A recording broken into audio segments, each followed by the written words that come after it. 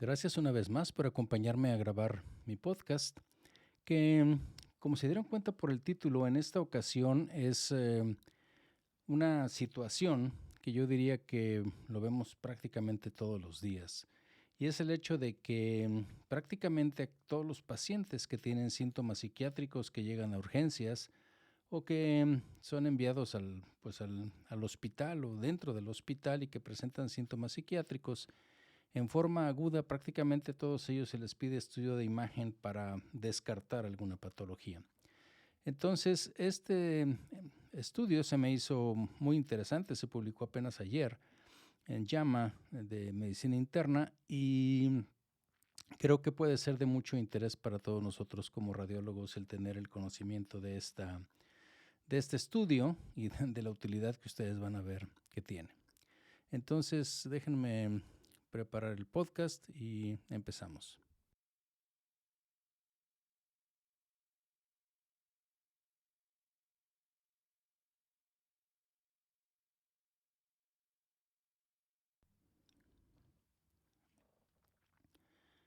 Los exámenes de tomografía computada de cráneo se utilizan en entornos agudos para excluir patología estructural en pacientes con diversas presentaciones psiquiátricas.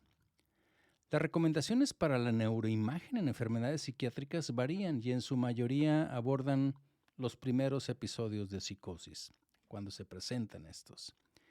Pero fíjense que actualmente no existe alguna guía que aborde las presentaciones psiquiátricas específicas y comunes como alucinaciones, delirios e ideas suicidas y que nos diga qué es lo que tenemos que hacer, con una guía en cuanto a la conducta en estos pacientes, en cuanto a la imagen se refiere, obviamente. Acompáñenme a revisar este estudio que tuvo como objetivos principalmente dos. Primero, determinar la utilidad de los exámenes de tomografía computada de cráneo para descartar patología en presentaciones psiquiátricas comunes. Y dos, caracterizar cualquier escenario de muy bajo riesgo en el que las imágenes pudieran evitarse. Bienvenidos a Memorándum, un espacio que, como ustedes saben, está dedicado a la revisión de artículos científicos, editoriales, artículos de opinión y artículos que, de alguna manera, aunque se presenten o se publiquen en otras revistas que no sean específicamente de radiología, como es el caso de hoy, pues crea yo que sean de utilidad para nuestra práctica diaria. Y fíjense que en esta ocasión les traigo, como se dieron cuenta en el título, pues es un artículo que salió publicado apenas ayer, 21 de junio, en JAMA Internal Medicine y que está realizado por todo en la Universidad de Yale, y por gente o radiólogos pues del departamento de radiología, pero también de neurología, del departamento de manejo de salud pública y también del departamento de urgencias, todos del sistema de Yale en New Haven, Connecticut. Y este es un estudio que, si lo traducimos probablemente al español, tiene que ver algo así como utilidad de los exámenes de tomografía computarizada de cerebro para presentaciones psiquiátricas comunes e implicaciones para la alta médica a partir de un análisis de 6 años de visitas hospitalarias agudas. Entonces, como les decía, bueno, este es un estudio que, como les comentaba en la introducción, básicamente tuvo dos objetivos principales. El primero fue, pues, determinar la utilidad del TAC. Esto se centró básicamente en el TAC. Hay otros estudios, como vamos a ver, que utilizan también resonancia, que los mencionan los autores en la discusión, pero este se centró básicamente en estudios de tomografía computada de cráneo para descartar patologías en presentaciones psiquiátricas comunes. Y ahorita vamos a ver a qué se referían con ellos. Y las otras es ver si pudieran identificar algunas de ellas o algunos escenarios en los cuales prácticamente dice son de tan bajo riesgo que con los resultados que obtengamos pues no amerita que se haga un estudio de imagen con la finalidad de que pues el paciente se estudie psiquiátricamente, se trate psiquiátricamente obviamente, pero que no tenga que internarse, o sea que se dé de alta. Entonces, bueno, este es un estudio que, bueno, fue aprobado por el comité de investigación de ahí de la Universidad de Yale Y es un estudio transversal, o sea, es básicamente una encuesta y es retrospectivo y obviamente por lo tanto pues no se les pidió consentimiento informado y el comité de ética lo hizo así. Fíjense que este es un estudio que siguió los estándares de guías que en español sería así como guías del fortalecimiento de la elaboración de informes de estudios observacionales en epidemiología. En inglés las siglas son como STROBE, como de estrobótico, que quiere decir Strengthening the Reporting of Observational Studies in Epidemiology, STROBE. Entonces, hay unas guías para hacer esto y ellos, como es un estudio observacional, etcétera, pues siguieron estas guías, lo cual, bueno, metodológicamente garantiza o hace más válido el estudio. Fíjense que los autores incluyeron los sitios que están todos dentro del sistema de salud de Yale, ahí en New Haven, y que en total consisten de 1,541 camas para pacientes, obviamente que están hospitalizados, y que son más de 75,000 visitas por año y 4 departamentos de urgencias de los 4 hospitales que tienen que aproximadamente reciben 200,000 visitas por año. Y ellos lo que hicieron fue que consultaron la base de datos del sistema de salud para identificar todos los exámenes de tomografía computada que se realizaron en el servicio de urgencias y en el entorno hospitalario, o sea, todos los hospitales que tienen, entre marzo del 2014 y febrero del 2020. O sea, como les decía yo al inicio, este es un estudio que comprendió 6 años, ¿okay?, de esa base de datos. Y lo que buscaron en la base de datos fueron básicamente términos como ideas suicidas, ideas homicidas, alucinaciones, delirio, paranoia, catatonia o psicosis. Y ellos también, pues obviamente revisaron los registros médicos que estaban asociados para excluir a los pacientes que tenían indicaciones que fueran no psiquiátricas. Por ejemplo, que tuvieran un déficit neurológico focal, que tuvieran un trauma craneoencefálico, que la manifestación principal por la razón por hacerse TAC pues fuera de cefalea, por ejemplo, ¿no? O alguna otra indicación.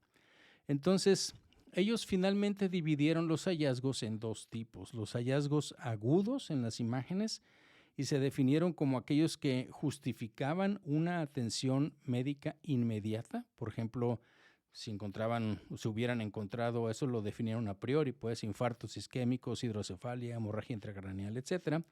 Esos eran los hallazgos agudos y la otra fueron los que ellos denominaron, o lo podríamos traducir como hallazgos explicativos. Es decir, cualquier otra anomalía que no fuera aguda, que pudiera explicar la presentación del paciente. Por ejemplo, que tuviera, pues no sé, ecliosis progresiva, encefalomalacia, un tumor cerebral, cualquier cosa que ellos dijeran, ¿sabes qué? Existe una alteración, una anomalía estructural que pudiera estar relacionada con la sintomatología del paciente. Y bueno, fíjense que el rendimiento diagnóstico, lo que podríamos decir la utilidad diagnóstica, se definió como la proporción de exámenes de tomografía computada de cráneo con hallazgos tanto agudos como explicativos. ¿Okay? Y en este artículo se informa pues ese rendimiento, ¿sí? el performance pues, en toda esta población de estudio para las presentaciones y los entornos que ya comenté tanto en la parte de urgencias como en la parte intrahospitalaria. El índice de confianza de 95% pues se calculó utilizando el método binomial exacto. Y bueno, los resultados son muy interesantes. Fíjense que en la búsqueda inicial de la base de datos del sistema de salud reveló que había 546 pacientes que se habían sometido a una tomografía computada de cráneo, pero se excluyeron 177 con indicaciones no psiquiátricas concurrentes, por lo que quedaron finalmente solo 369 pacientes, que fue el universo que ellos estudiaron. La edad media de estos pacientes fue de 59 años, 165, o sea, el 46% eran hombres y el 54% eran mujeres. Fíjense que de las 369 tomografías computadas de cráneo, 297, o sea, un 80%, se realizaron en servicio de urgencias y 20% en los entornos hospitalarios que yo les decía. Y las indicaciones más comunes, ahí viene obviamente una tabla, pero el 60% fue por alucinaciones aisladas y el 20% por síntomas psicóticos que no especificaron, simplemente decía síntomas psicóticos, y ahí obviamente hubo otras causas menos comunes. Pero fíjense que de lo interesante de esto es que, ¿saben cuál fue el rendimiento diagnóstico? De 0.00%. ¿Ok? O sea, obviamente el índice de confianza del 95% pues se consiguió de 0 a 0.99. Y eso era en la población total del estudio. Entonces, el análisis específico de la indicación y el entorno también dieron como resultado un rendimiento del 0%. No encontraron ningún caso anormal. Entonces, vienen otros datos, pero finalmente este estudio creo que es interesante porque, bueno, aunque es un estudio transversal, pues los autores, como les digo, no observaron ningún hallazgo estructural en los 369 pacientes con exámenes de TAC de cráneo realizados por presentaciones psiquiátricas durante 6 años. El conjunto, como les digo, de todos los índices de confianza y demás, pues fue inferior al 1%, fue obviamente el 0, ¿ok? Y este estudio, fíjense que, bueno, ahí viene en la discusión, pues vienen varias referencias, muchas referencias, y pues apoyan los datos que ya existen en la literatura, o sea, no es algo nuevo, en donde sugiere que básicamente las imágenes de TAC pues pueden evitarse para el dar de alta médicamente, ¿sí? Y seguir a los pacientes que tienen pues estos escenarios psiquiátricos que les describí. Hay una revisión revisión sistemática de 16 estudios que demostró, fíjense, anomalía en 10 de 2,312 pacientes, o sea, el 0.4% que fueron sometidos en esa revisión de los 16 estudios. Hubo unos que tenían TAC, otros que tenían resonancia, otros que tenían, pues, las dos, no el mismo paciente, pero mezclados los dos en el mismo estudio. Y que se le realizó para el primer episodio de psicosis, o sea, el primer episodio de presentación con síntomas psiquiátricos.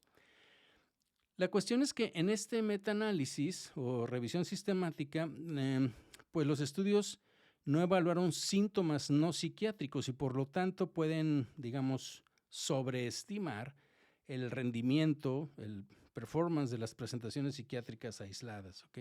Porque no evaluaron o no quitaron ninguna otra cosa. Y bueno, hay pocas publicaciones y los autores dicen, hasta donde sabemos, ninguna guía de sociedades profesionales ha brindado recomendaciones para las presentaciones específicas incluidas en el estudio que ellos presentan. Y ellos dicen nuestros resultados brindan pues más apoyo para refinar las pautas e implementar las iniciativas de mejora de la calidad que en radiología nosotros conocemos. Ya ven que la RSNA junto con el American College y también la sociedad de la JR, la Röntgen Ray Society, firmaron un acuerdo que se llama Image Wisely, o sea, hacer imágenes inteligentemente. Bueno, pues hay otra iniciativa a nivel de medicina interna que se llama Choosing Wisely, en donde la idea es justamente de escoger las pruebas en una forma inteligente, digamos, basadas en evidencia. Y esto es lo que ellos están proponiendo, ¿no? Ahora bien, como siempre, pues todos los estudios tienen algunas limitaciones y pues no es la excepción. Es posible, por ejemplo, que para empezar, pues es un solo entorno clínico, ¿no? O sea, el sistema de salud solo fue el de Yale y podríamos decir que no representa pues el total de la variación de la práctica psiquiátrica que pudiéramos decir. O sea, de alguna manera pudiera tener simplemente un sesgo de selección solo por estar ahí, aunque pues fueron 6 años y fue cualquier paciente que llegaba a su sistema, hospitalario o de urgencias. También, pues Otro problema que ellos también describen es que incluso la consulta de la base de datos, pues obviamente depende de los términos que tú le pongas.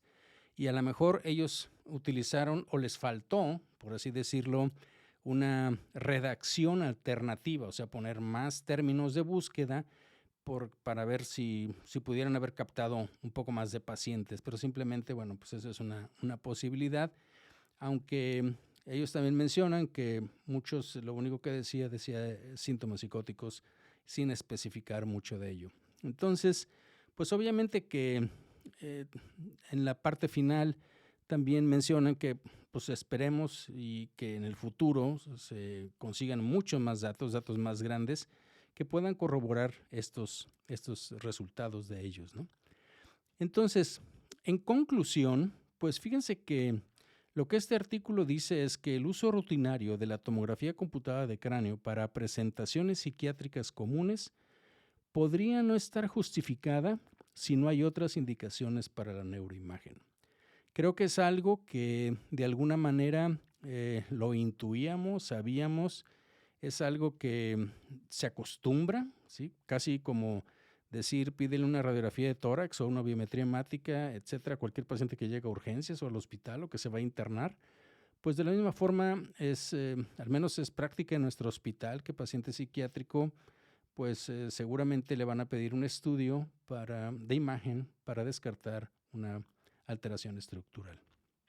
Entonces, no sé qué piensan de esto. Es interesante pues platicarlo, discutirlo, analizarlo, como sé de lo que se trata el podcast. Y bueno, espero que haya sido de su interés. Y como siempre, agradezco mucho sus sugerencias, sus comentarios en las diferentes plataformas de Memorándum.